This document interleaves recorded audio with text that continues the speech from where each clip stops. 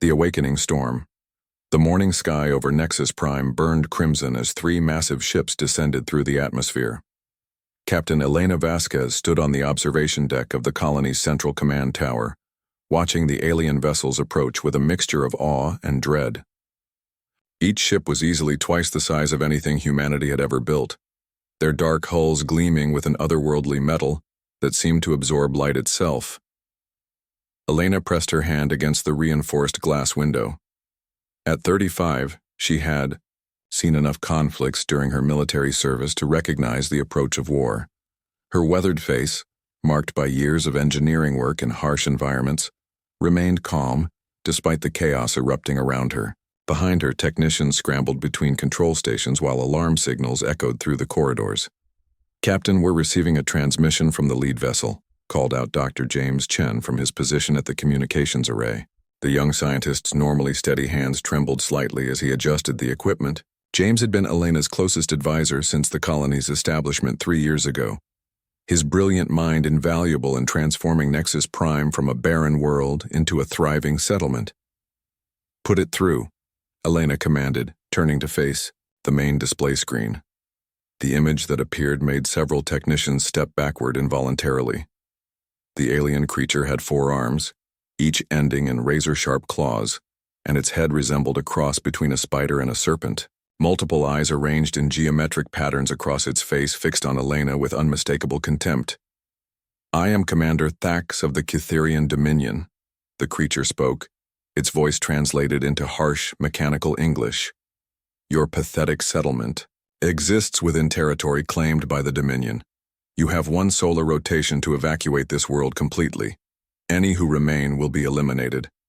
Elena stepped forward, her military training keeping her posture straight and confident. "Commander Thax, I am Captain Elena Vasquez, appointed administrator of Nexus Prime Colony.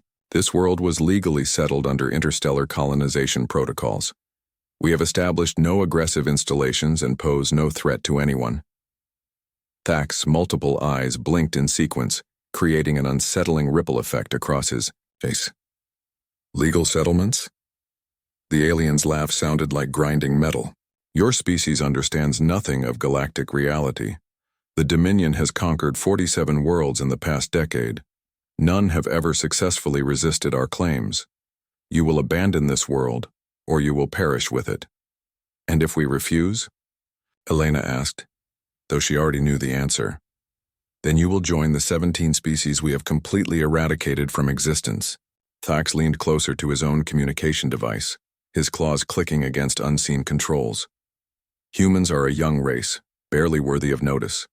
Your technology is primitive, your military tactics are basic, and your numbers are insignificant. We offer you survival only because destroying you would require ammunition." The transmission ended abruptly, leaving the command center in stunned silence. Elena looked around at her team of 23 people, all of whom had volunteered to help build something meaningful on this distant world. They were farmers, engineers, scientists, and teachers, not soldiers, but as she studied their faces, she saw something that surprised her: determination rather than fear. "Captain," said Zara Martinez, the colony's youngest resident at just 19. The gifted pilot had been born on a transport ship and raised among the stars, making her one of the few colonists with extensive spaceflight experience. "What are our options?" Elena moved to the tactical display showing Nexus Prime's layout. The colony consisted of 12 major structures connected by underground tunnels, all built according to her engineering specifications. She had designed every system with efficiency in mind, but now she found herself evaluating them from a completely different perspective. "Realistically, we have 3 choices," Elena explained, pointing to different areas on the map. "First, we evacuate as demanded. Second, we attempt to negotiate for more time. Third, we resist." "Resist?" Dr. Chen looked incredulous. "Elena, you heard what he said. They've conquered 47 worlds and eliminated 17 entire species. We have exactly 0 military vessels and 23 people against 3 massive warships." "Actually," Elena said quietly, "we have advantages they don't know about." She activated a different display showing the planet's geological structure. Nexus Prime was riddled with natural cave systems that the colonists had extensively mapped during their settlement process. The planet's unique mineral composition interfered with most scanning technologies, and its magnetic field created unpredictable energy fluctuations. They're used to conquering civilized worlds with traditional defenses, Elena continued. Nexus Prime isn't civilized yet.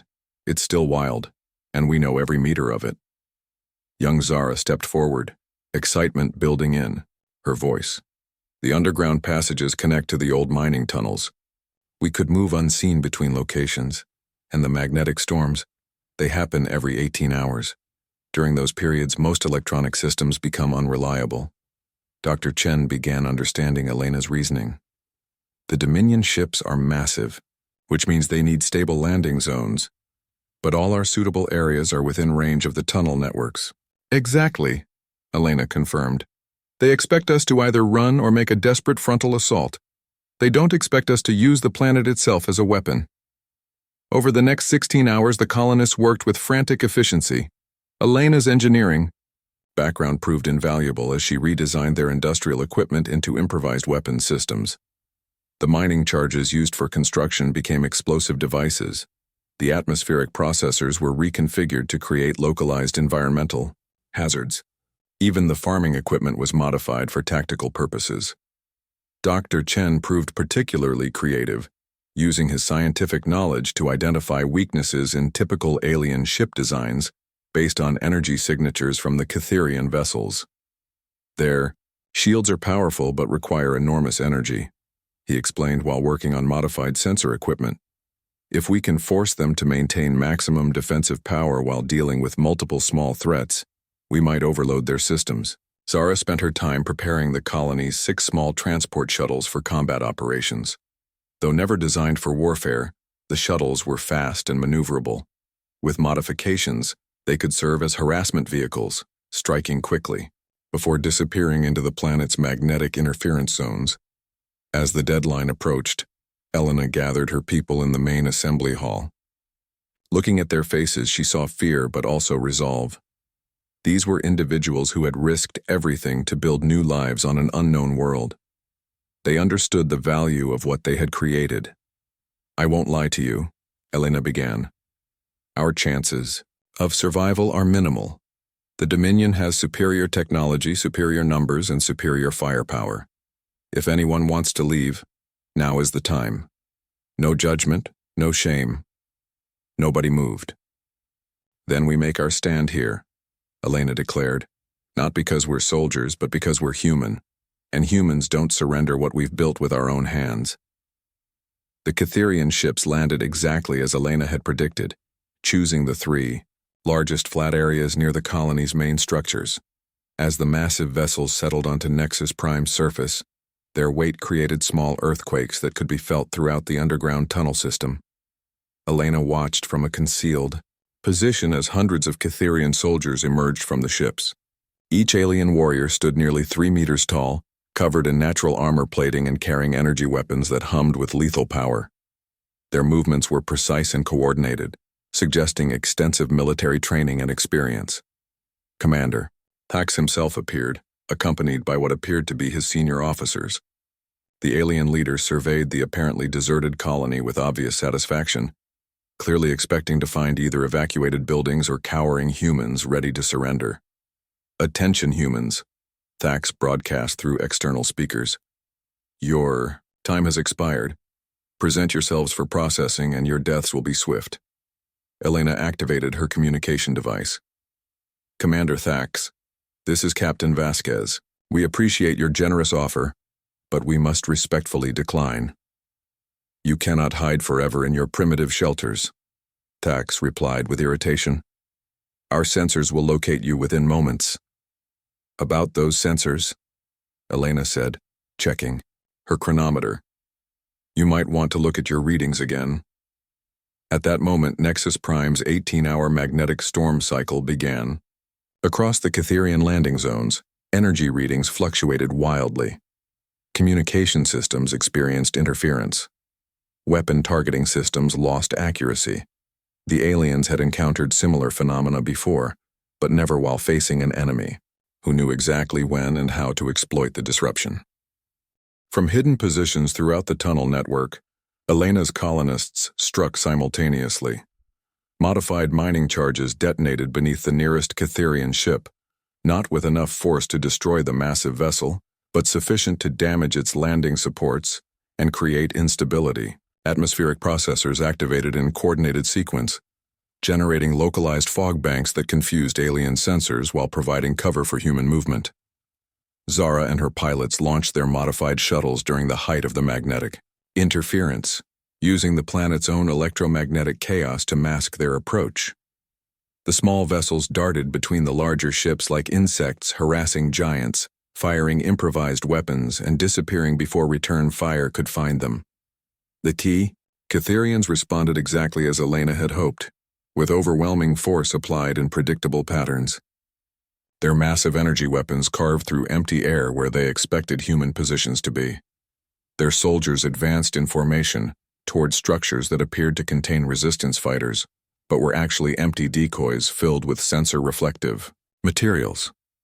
Meanwhile, the real human positions remained hidden in locations the aliens couldn't effectively scan or target. Elena had positioned her people in spots that offered maximum tactical advantage while remaining practically invisible to conventional detection methods. Impossible, Thax snarled over the communication channel as his forces struggled to locate their elusive opponents. Stand and fight with honor. Honor?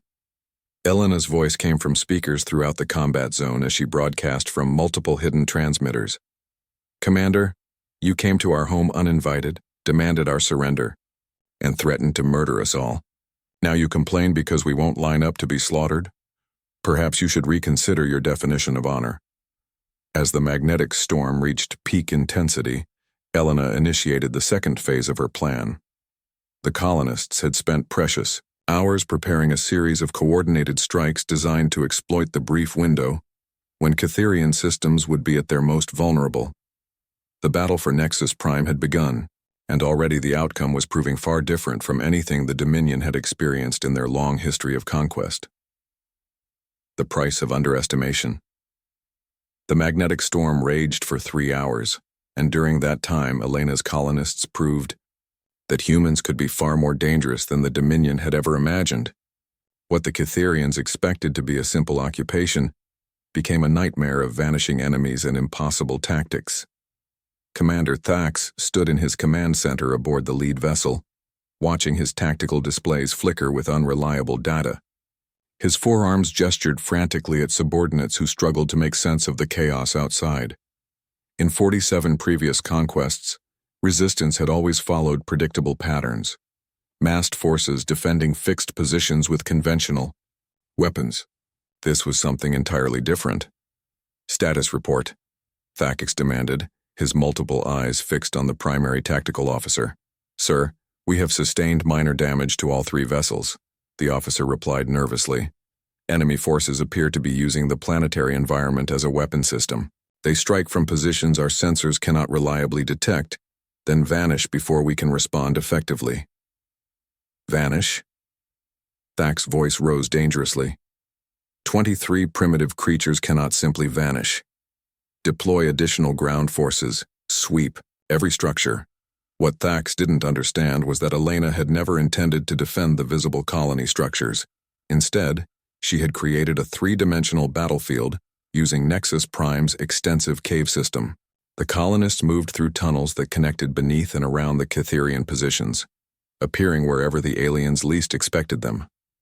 Dr. Chen had positioned himself in a sensor station 3 kilometers from the main landing site, deep underground in a cavern that provided natural shielding from detection systems.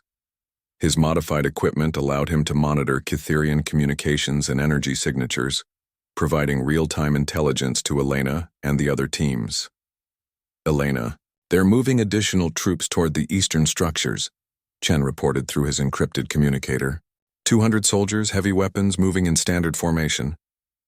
Understood, Elena replied from her position in the tunnel network beneath the aliens' feet. Zara, are you ready for another pass? Always ready, Captain, came the young pilot's enthusiastic response. Zara had already completed 6 attack runs, her shuttle darting in and out of the magnetic interference like a ghost ship.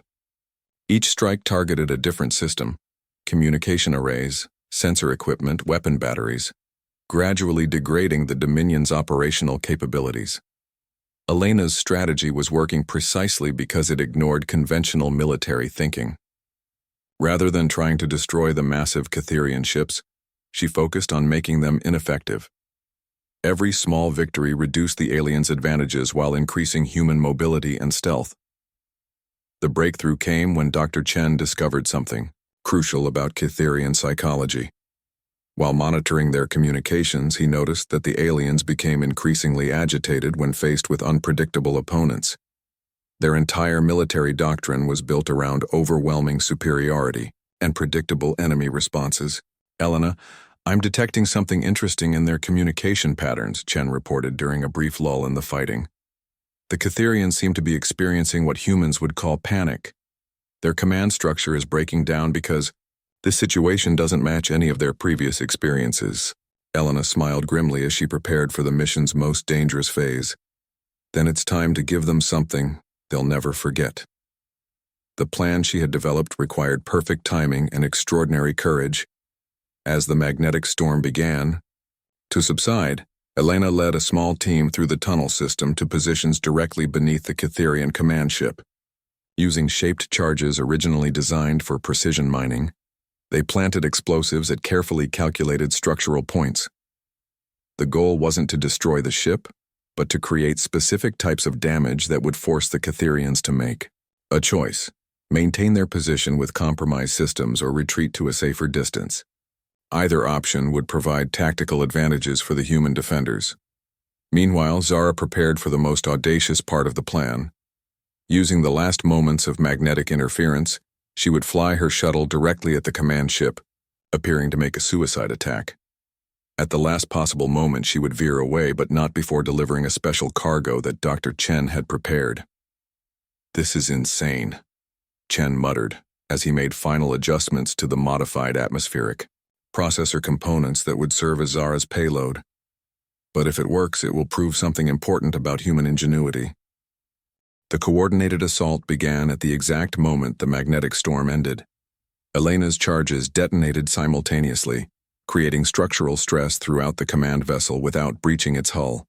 The ship lurched and tilted but remained operational, though several critical systems experienced cascading failures. At the same instant, Zara's shuttle burst from the interference zone at maximum velocity, aimed directly at the command ship's primary sensor array. Catherian defense systems tracked her approach and prepared to fire, but hesitated because the attack seemed suicidal. And the Dominion had never encountered an enemy willing to sacrifice individual lives for tactical advantage. The hesitation lasted just long enough for Zara to release her cargo and veer away at the last possible second. Dr. Chen's modified atmospheric processors activated immediately upon contact with the ship's hull, creating a localized environmental effect that disrupted the aliens' energy systems while remaining harmless to biological targets. Commander Thax watched in disbelief as his flagship's primary systems flickered and failed. The humans had somehow created a weapon that affected technology without threatening living beings, something the Dominion's scientists had deemed theoretically impossible. "How?" Thax demanded, his multiple eyes focused on the tactical displays showing the expanding field of electromagnetic disruption. "How do such primitive beings possess technology we do not understand?" The answer came from Elena herself, broadcasting on open channels so every Catherian could hear. "Commander Thax, you made a fundamental error in your assessment of humanity. You judged us based on our technology and military strength, but you failed to understand what makes us dangerous." Elena emerged from the tunnel system with her remaining colonists no longer hiding but standing openly in defensive positions around their settlement. They were outnumbered, outgunned, and facing an enemy with vastly superior resources, but their posture radiated confidence rather than fear. "Humans don't surrender," Elena continued. "Not because we're stronger than other species, but because we refuse to accept defeat as inevitable. Every problem has a solution. Every enemy has a weakness. Every impossible situation can be overcome through creativity, determination, and sacrifice. Commander Thax studied the humans through his ship's external cameras. These creatures had somehow neutralized his technological advantages, using nothing but intelligence and courage. They had turned their own planet into a weapon and used his expectations against him. Most disturbing of all, they showed no signs of intimidation despite being completely surrounded. "You cannot win," Thax broadcast. "We have reinforcements coming. We have weapons you cannot imagine. We have conquered civilizations far more advanced than yours." "Perhaps," Elena acknowledged, "but those civilizations fought you the way you expected them to fight. They used conventional tactics against superior forces and lost predictably. We're different, Commander. We adapt. We innovate. We find ways to win that nobody else would even attempt." As if to emphasize her point, Dr. Chen activated the final component of their defensive system. Throughout the combat zone, modified colonial equipment came online simultaneously, creating an interconnected network of electromagnetic interference, environmental hazards, and communication disruption that effectively neutralized the Catherian advantage in coordination and firepower. The effect was immediate and decisive. Catherian soldiers found their weapons unreliable, their communications jammed, and their sensors providing false information. The massive ships that had seemed so threatening became isolated and vulnerable, dependent on systems that no longer functioned properly in the modified environment. Commander Thax made a decision that would echo throughout Dominion history. For the first time in the species' military experience, he ordered a retreat rather than escalate to total planetary destruction. The humans had proven something that challenged the Dominion's fundamental understanding of conquest. Superior technology and numbers meant nothing against opponents who refused to fight conventionally. As the Catherian ships lifted off from Nexus Prime's surface, Elena and her colonists watched from their settlement's central plaza. They had lost their anonymity and probably their peace, but they had achieved something unprecedented. They had forced the Dominion to retreat through strategy rather than strength. "They'll be back," Dr. Chen observed, watching the alien vessels disappear into the star-filled sky. "Yes," Elena agreed, "but next time, they'll know they're fighting humans. And maybe that knowledge will make them think twice about threatening anyone else." Zara Martinez, still energized from her successful attack run, looked up at the night sky with excitement rather than fear. "Do you think other species will hear about what happened here?" Elena smiled, remembering the broadcasts that had gone out during the battle. Word of humanity's first victory against the Dominion would spread throughout the galaxy, carrying a message that had never been heard before. The powerful could be defeated by the determined, and tyranny could be overcome by courage and intelligence. "They'll hear," Elena confirmed, "and some of them might decide to stop running and start fighting back." The Battle of Nexus Prime had ended, but its consequences were just beginning. Across the galaxy, species that had lived in fear of the Dominion began to whisper about the humans who had faced impossible odds and won. The age of unchallenged conquest was ending, and the age of resistance had begun. The 23 colonists of Nexus Prime had proven that humans were indeed different from other species, not because they were stronger or more advanced, but because they possessed something the galaxy had forgotten: the absolute refusal to surrender in the face of injustice, no matter what the cost.